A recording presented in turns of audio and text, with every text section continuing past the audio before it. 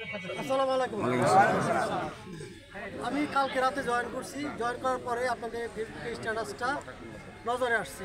আমাদের SP sir অনেক ভালো মানুষ, 5 ওয়াক্ত নামাজ পড়ে, সে নিজে ইমামতি করে।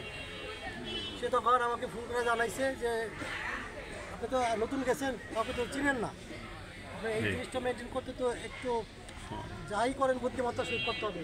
তখন আমি এই যে জামাতে আমির সাহেব আছে, আরও যারা সেক্রেটারি আছে, আমার কাছে যত নাম্বার আছে, আমার বন্ধুর সহায়তায়, যে ওসি ছিল সে আমার ফ্রেন্ড, তার সহায়তায় এখানে যারা আপনাদের এটা রক্ষা করার জন্য যারা ভূমিকা রাখবে তাদের বাচ্চা নিয়ে আমরা তাদের সাথে কথা বলছি এবং সবাই আশ্বস্ত করছে, সবাই একই কথা যে এই সংস্কৃতি আমাদের ছিল না, এই সংস্কৃতি আমাদের মধ্যে নাই, যে যার যার ধর্ম শেষে পালন করবে, আর আমরা বাধা দেওয়ার কি, তো আমরা বাধা দিব কেন?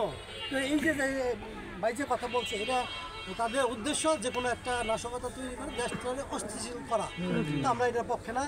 এটা আপনারা সাধারণ মানুষের মতো জীবনযাপন করবেন, ভালো থাকবেন, এইটাই আমরা চাই।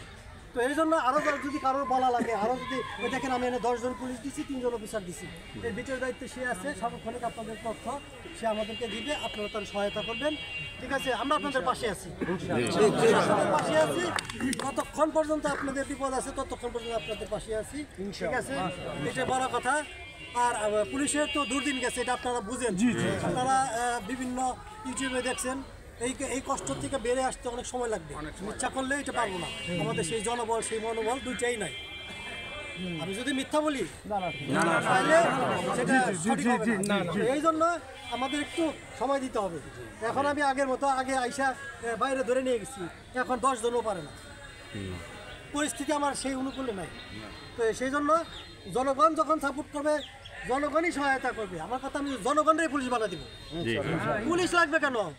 জনগণই পুলিশের উন্নত রাষ্ট্রের মতো, যখন সে জায়গা জমির বিষয়টা কেন্দ্র করে অভিযোগ দিবে, পাশের এই বলবে যে অপরাধ করছে, ভাই আসেন আমরাই ধরে দিই, আপনারাই ধরে দিবে, ওই কাজটা আমাদের জন্য সহজ হয়ে যাবে।